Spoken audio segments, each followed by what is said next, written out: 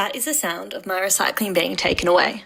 A household task that until recently I thought was extremely positive in terms of helping to conserve the environment. Welcome to today's episode, discussing home recycling and learning why it may not be having as great an impact to sustainability efforts as you may have originally thought. Unfortunately, times have changed. In January of 2018, China implemented the National Sword Policy. So why does this matter to Australians? Prior to 2018, Australia would export more than 1 million tonnes of waste to be recycled in China each year. China is now refusing to accept Australia's waste, and we have a stinking problem on our hands. Part of China's policy strives to increase the threshold of what type of waste they accept. What I mean by that is they have enforced stricter regulations and no longer accept waste with more than 0.5% contamination. Simply put, waste contamination, according to Australia's leading total waste management facility, Cleanaway, is when recycling is contaminated when wrong items are placed in the recycling bin.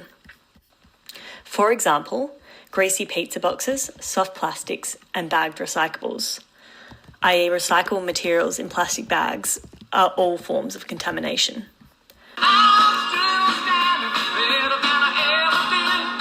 Fortunately, it is not all bad news.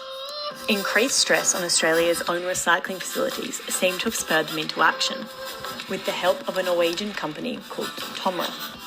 Tomra is a company that has produced the sensor-based technology behind the New South Wales initiative Return and Earn. The scheme is the largest litter reduction initiative in Australia.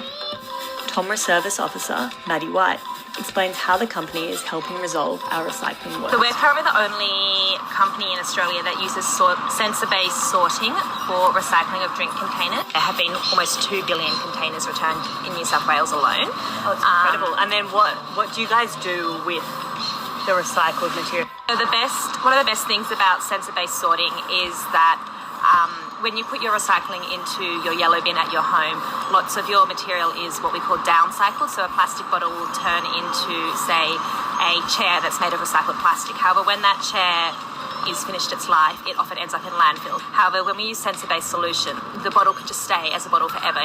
It retains its food-grade quality, so a plastic bottle that is recycled through our machines will almost always become a plastic bottle again. It's what we call clean loop recycling. So whilst our home recycling habits may need some revision, Tomra and its sensor-based technology seems to be the catalyst for changing the way Australia recycles and dealing with our immense recycling problem.